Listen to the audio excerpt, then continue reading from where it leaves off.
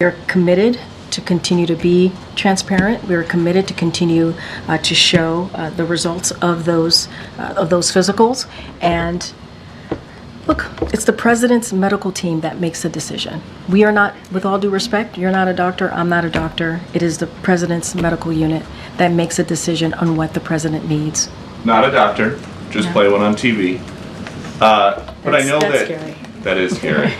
But I know that, especially as adults get into their 80s, health conditions can pop up more than just once a year when he's getting his physical. I think if my wife saw me on TV misspeaking or saying the wrong thing or seeing a change in my appearance, she would probably say, let's go to a doctor just to make sure that you are okay, you have a family, you have an important job. Why doesn't anybody in the president's family urge him just to go to get checked out to say the coast is clear? Okay, so just to step back just a little bit, because I think you weren't in the briefing room last week. I don't want to go backwards, but just to share a little bit about that night. The president said it was a bad night. He talked about it. He had a cold, right? He talked about his schedule, right, being abroad. And so we spoke about what that night was like for him. And we understand what the American people saw, what you all saw. We've spoken to that. And I also would say, and I think you know this, Peter, you've covered a couple of administrations at this point, that the president, every president, has a White House medical unit that is with him 24/7, that is available to him 24/7. That is unlike any other American, right? That is not the norm. That is uncommon. Just down on the other side of the colonnade is where the medical unit is. And I did share that the president checks in while he's exercising with his doctor a couple times a week. And so he has that. He has something that majority of Americans, all Americans I would probably argue, don't have, which is a full medical unit that is with him at all times. And he gets a full physical, annual physical that we share with all of you. And that is very different than an everyday American who sometimes they're lucky if they can go get a physical. They have to get into a car. They have to take public transportation. The president has, again, a medical unit that's with him here at the White House and travels with him. So I guess the question is just, you're saying this is not a situation where you would rather just not know if there is an issue with the president, because if he does get a bad result, it is all over. He has to leave office right away. He can't run for re-election. First of all, it's a hypothetical, right? That you're giving me a hypothetical. But I will also say, just to clear this up, the White House medical unit, his doctor, they don't believe that he needs anything more than what we have been able to provide. A full, detailed, very comprehensive physical that he had 4 months ago. It is their decision to make. It's not yours. It's not mine. It's the White House medical unit. Okay.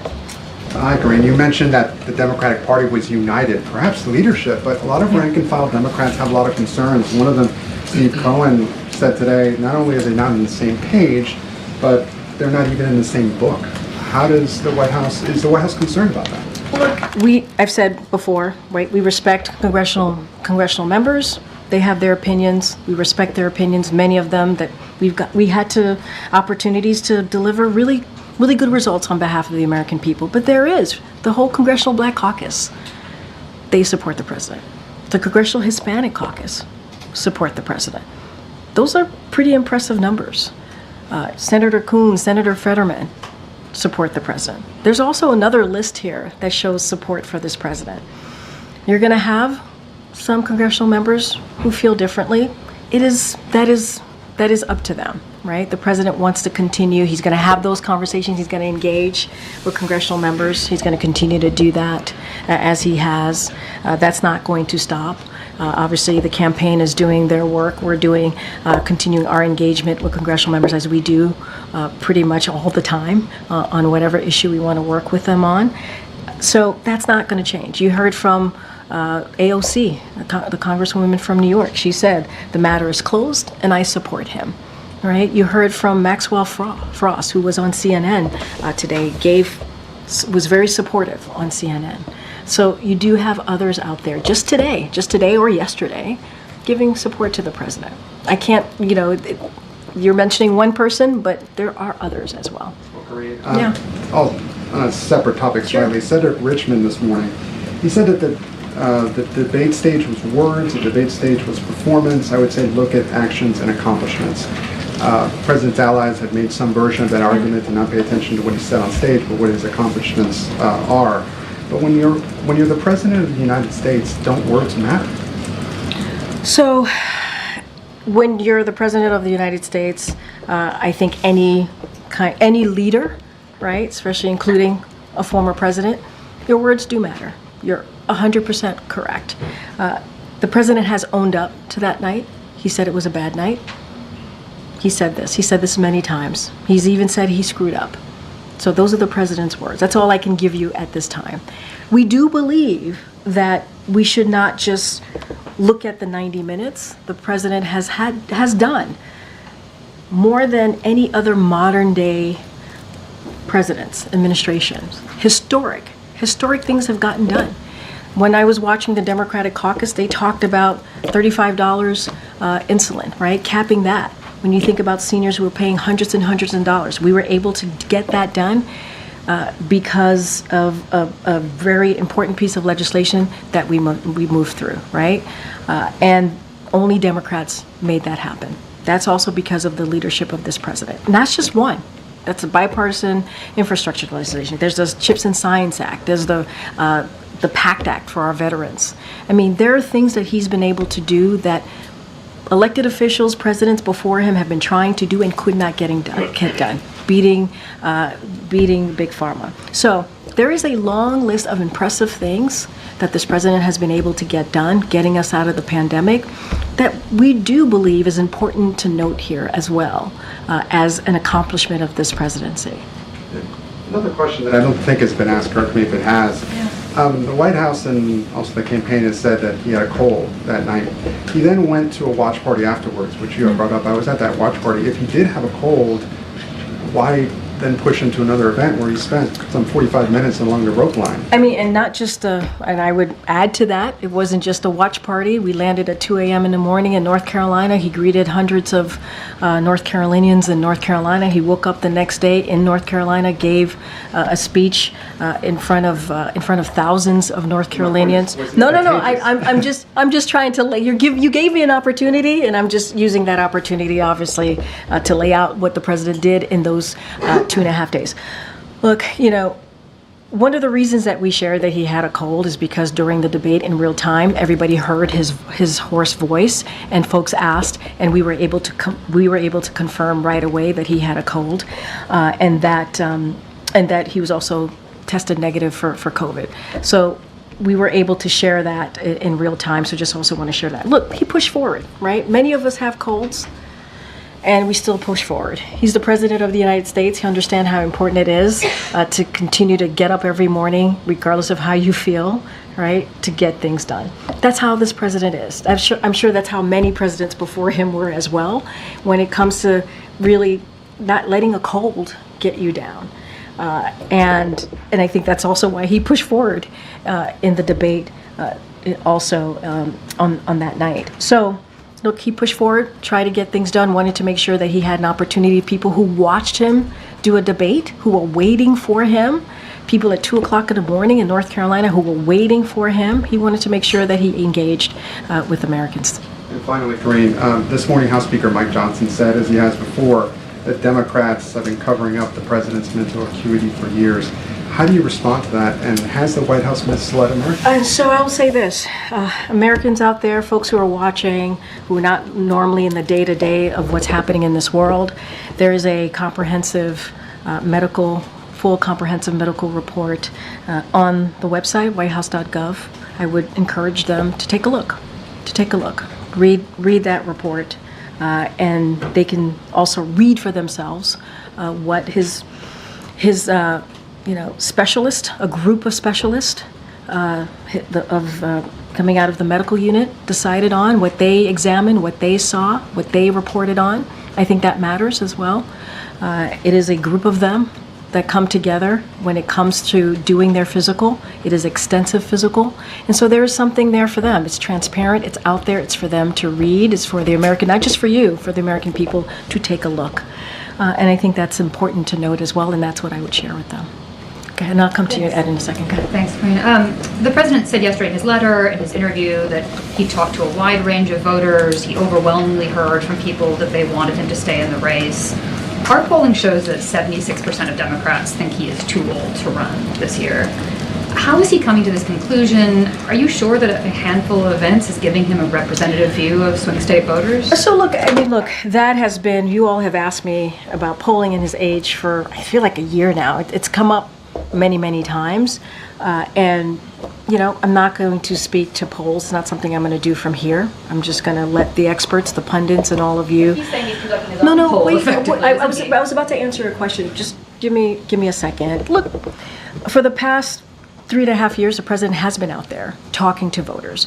And if you think about, what he was referring to when he went to Atlanta right after the watch party, he literally did a rope line. Some of your colleagues were there. Some of your colleagues spoke to some of the folks who were there and heard from them directly. He heard from folks at the rope line. I mean, these are everyday, engaging with everyday people. That's what he did. Landed at 2 a.m. in the morning in North Carolina, hundreds of people there. He did a rope line, engaged with everyday people. The next day, thousands of people were at the North Carolina event, and you heard chants, "Let's go, Joe. We love you, Joe." I mean, that's something that you feel, right? That's something that you feel out there, and that's what he feels out there. The next day, he went to New York, and he was able to speak to some supporters there, and then went to New Jersey. So it is a continuation. On Sunday, 600 people at the church. If you watch that service, you heard from that congregation. If you watched him in Harrisburg, you saw him engaging with people. I mean, there's nothing that takes away, all respect to the polling out there, but nothing takes away, I don't think, from engaging with everyday Americans. I think that matters too. And I'm just laying out the last 10 or 12 days, right? That's just the last 10 or 12 days. One more. Over the weekend, the New York Times reported on a senior White House official who apparently had worked with the president in his vice presidency in the 2020 campaign, said he shouldn't seek re-election. They thought he was not up to it and was showing signs of his age. Does the White House know who this person is or making the effort to find out? And are you comfortable having someone who apparently is traveling with him and working with him this way who thinks this? I mean, look, that is the first time I've ever heard that was in that reporting. This is not the last administration where we try to find who is speaking or leaking. That's not something that we do here. Everybody has their opinion, but that is the first time I've ever heard anything like that. I've never heard anyone speak in that way from here. Get it. To follow up on something you were saying, Gabe, about congressional outreach, has the president spoken to, does he plan to speak with any of those that have publicly called for him to go? Look, I don't have a list of people that the president's going to call. He's going to engage with congressional members. That's something that he's going to do. I can say, I'm sure folks here in his Office of Leg Affairs has had regular communication with everyone.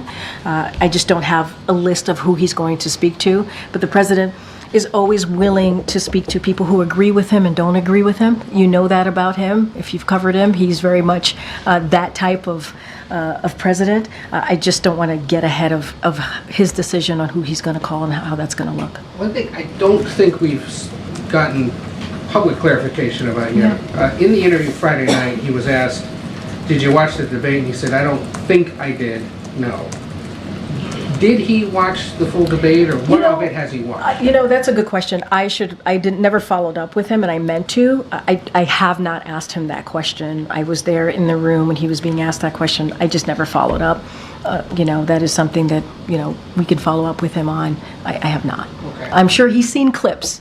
I just haven't asked him that full question. Hard to avoid them, so I could, one other thing that's come up. It's getting round the clock coverage, right?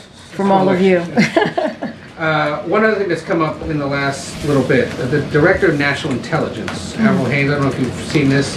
issued a statement a little while ago Yeah. saying in part, in recent weeks, Iranian government actors have sought to opportunistically take advantage of ongoing protests regarding the war in Gaza, a playbook we've seen other actors use over the years. We've observed actors tied to Iran's government posing as activists online, seeking to encourage protests and even providing financial support to protesters. She goes on later to urge Americans to remain vigilant as they engage online with accounts and actors they don't personally know.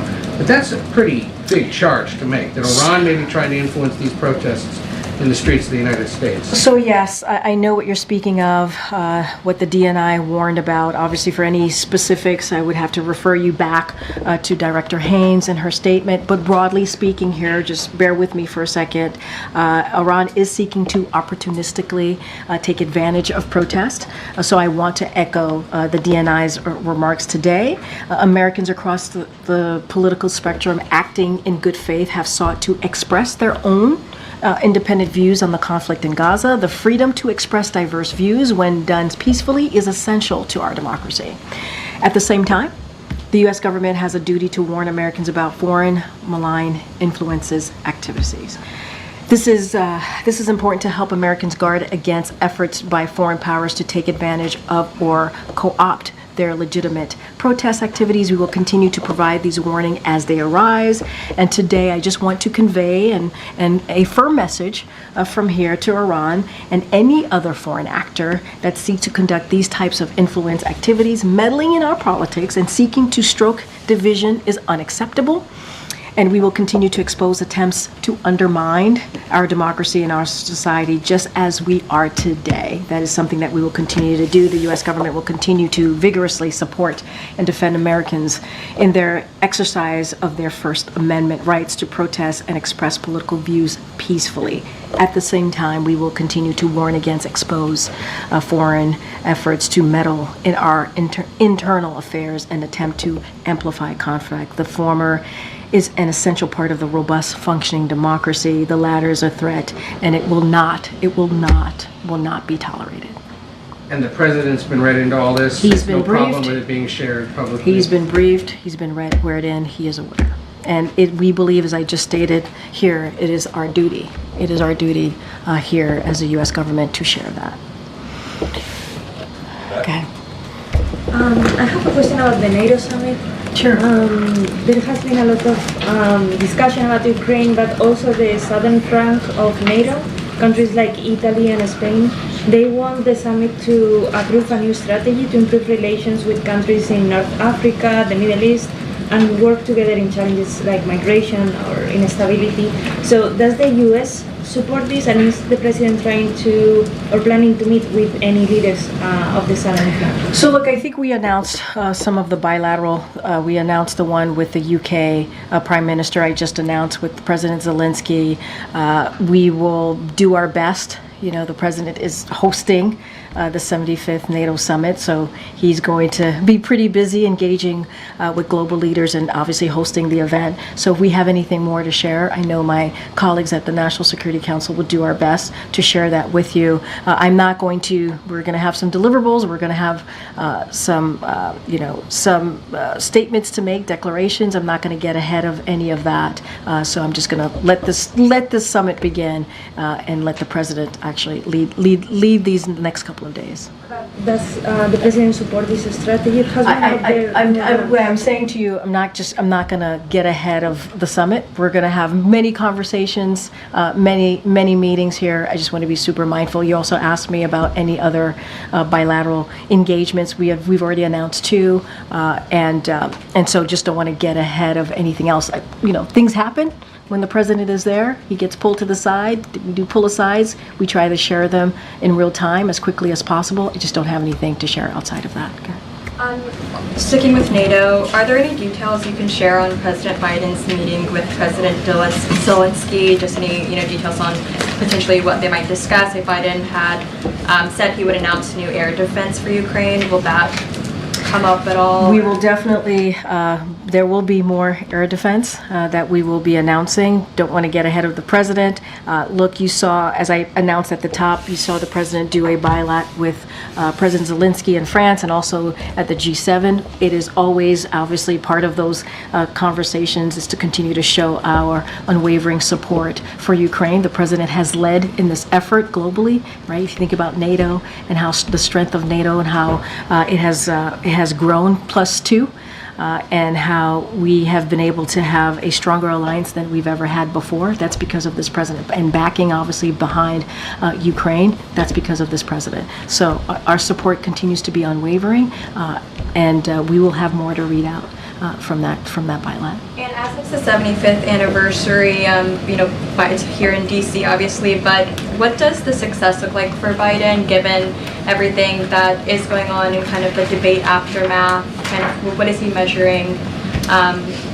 So I'll say this, and I've said this many times before as it relates to foreign leaders. And look, I'll say that the foreign leaders have had an opportunity to see what the president has been able to do in the last 3.5 years. They've seen that certainly up close and personal the last 3 years. And they know that they are dealing with a president who has been effective and has been able to get things done. I just talked about NATO and the president's leadership and how we've been able to strengthen NATO, make sure that we invigorated the NATO alliance, and that we've been able to see in the last 3.5 years. So the president wants to continue to strengthen that partnership and strengthen those alliances. Obviously, it's not going to just be NATO allies here. We're going to see others. For example, Japan will be here on Thursdays, and other heads of states. I believe there's going to be 38 heads of states that will be here, and so we want to continue to strengthen those relationships, and that's what the president wants to see. It is an important year, the 75th anniversary,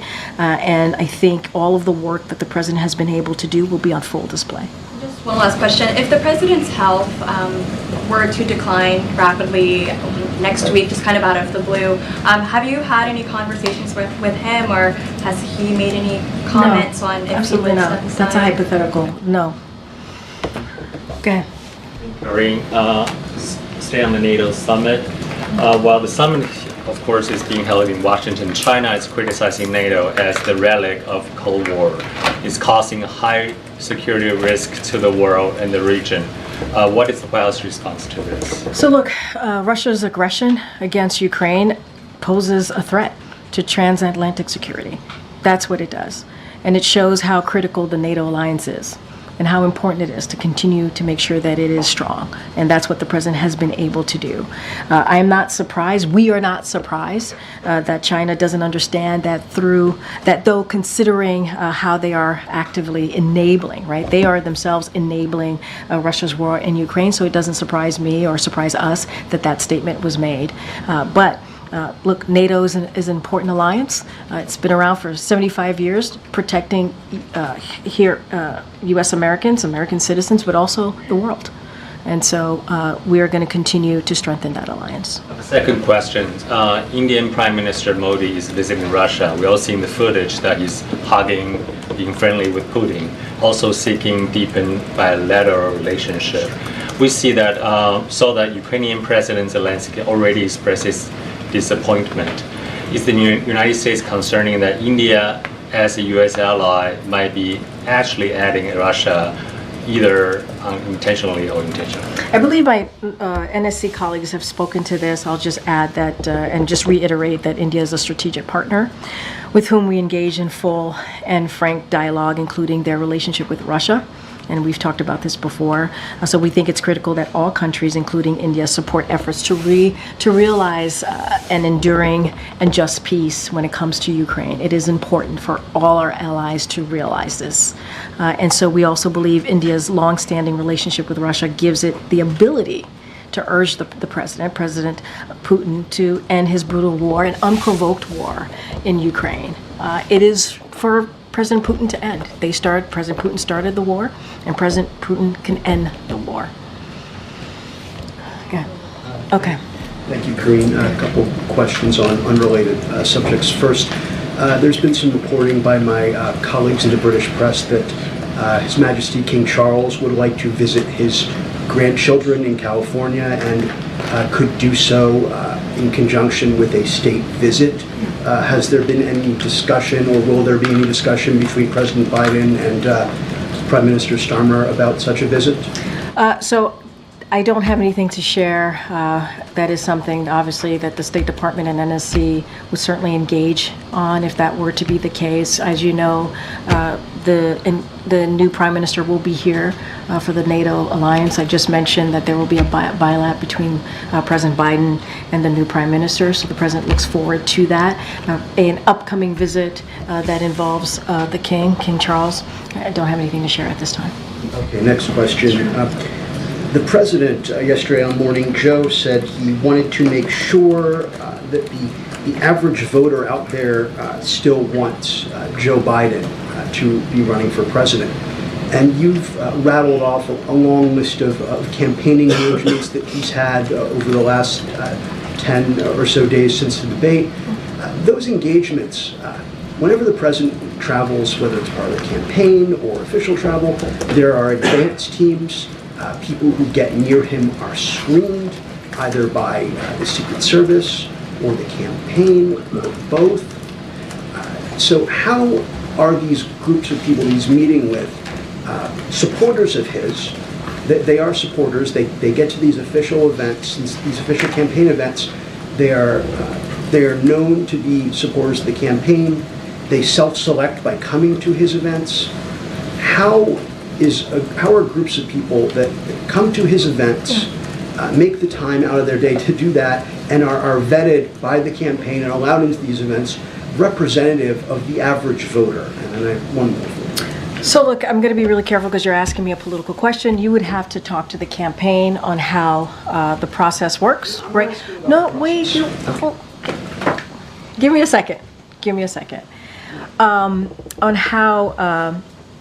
how that process works, on who's at these campaign events. So I just want to make that clear because I have to say that from here and make that clear. I would remind you that 14 million people, this is something that I can talk about, voted for the president in the primary. That's 87% of the vote. That matters. Those numbers matter. So that is kind of a reality, a data point that matters as well.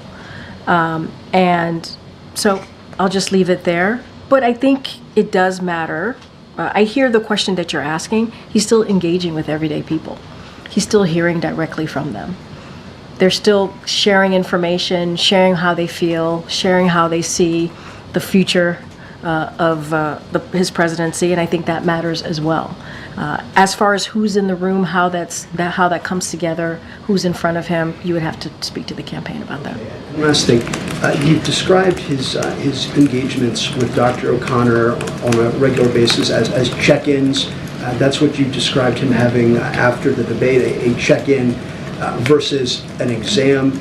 Can you elaborate on what the difference is between a check-in and an exam? At these check-ins, does Dr. O'Connor or another staff member take the president's vitals or anything like that? So I've talked about this on Friday. They're verbal check-ins with the president. They check in. As the president's exercising, that's usually how this happens. And they're not a medical exam. I said this already. I've cleared that up. It's not a physical. It is a verbal check-in that the president does multiple times with his doctor. It's normally as he's working out. Does anyone from the medical unit take the president's vitals on a regular basis? What I can tell you, he gets regular check-ins. He does regular check-ins a couple times a week with Dr. O'Connor, and that is for his doctor to decide on. That is not something that I can speak to from here. Go ahead, Karen. Thank you. The president's come out very aggressively in the past 24 hours, from that letter to Democrats, the call into MSNBC, the phone call with donors, the CDC last night. Was that his decision personally to step up that outreach? It has been. He's ready. He's on fire. He's ready to go, and he wants to get out there and continue to show that he has more work to do. Right? He has more important issues for the American people to get done. And so he wants to get out there. He's always has, though. I mean, the last 2.5 years, 3 years, 3.5 years, he looks forward to getting out there, speaking directly to the American people. And I know we say this, and I know sometimes you guys don't believe us, but he does want to engage with you all. He does want to talk more to the press. And so now we're certainly going to continue to create opportunities to do that. He's done interviews 47 times in this year alone, and we're going to continue to create opportunities to do this. We're going to get out there so he can engage with the American people more directly. So we're going to continue to do that. But in terms of, especially in the last 24 hours, that type of outreach to ease concerns among Democrats about his campaign continuing, was there something specific that he heard or read that prompted this, would seem more like a flurry over the last 24 hours, that didn't happen last week? We really saw him doing more. No, I get it. No, I get the question. Look, I wouldn't say there's anything specific. This is something that he wanted to do. And if you think about it, he's been on the road a lot since the debate. He was on the road on Friday. He was on the road on Sunday, and then right out of the debate, right, he did about 2.5 days of going into about 4 states. So he's just been on the road, busy engaging with Americans. And he did the ABC interview, as you know, obviously. And so he wants to do more. He wants to do more. There's nothing specific, but he understands. He understands what you all saw, right? He understands he had a bad debate. He understands what Americans saw. So he wants to go out there and continue to prove to all of you that he can continue to do the work And does and the he feel job. that outreach is working to ease those concerns after the bad debate? I mean, look, I think he's, this is kind of the questions that I got from other colleagues. He's hearing directly from the American people, and I think that matters. I think him being out there and Americans seeing him directly, being able to touch him and ask him questions and see him face to face, I think that matters. And so, look, we're going to continue to move forward and do what we have to do. All right, I think I can take one more. Go ahead, Ariel. Thank you so much. So we've seen the president being on the ground more, but we've also heard a slightly new tone from him. He said he was frustrated with the elites of his party. He dismissed polls. He criticized media coverage, saying that journalists get election results wrong. So is this the kind of tone we should expect to hear from him going forward? And does he believe this is the kind of tone that the average voters, as he says, expect from him? Look, I would say this. I think what we've seen the last 10 to 12 days is certainly fundamental to the Joe Biden story. He is someone that is certainly counted out many, many times in his career.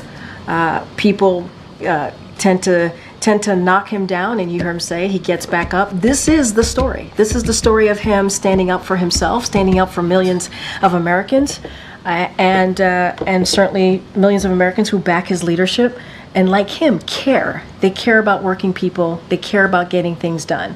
And it really truly is who he is at his core, to fight not just for himself, but what he believes in.